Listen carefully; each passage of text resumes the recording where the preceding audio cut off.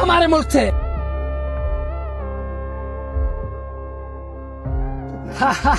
जितना भी रो ले फिर भी नहीं छोड़ूंगा तुम लोगों को मेरे देश में। निकलो सब। زه په دې نه ژاړم چې زه خپل وطن ته ځم، بلکې زه خوشحاله یم. خو ما دوه خبرې ډېر ژړوي. اول دا چې کوم وخت چې زما لپاره تا ته پیسې درکول کېدلې، تا هغه وخت ما ته ویل چې راځه دا ستا دویم کور ده او ټول عمر پکې اوسېږه. مګر نن چې زما لپاره تا ته پیسې نه درکول کېږي، تا زه په داسې بېعزتي وشړلم.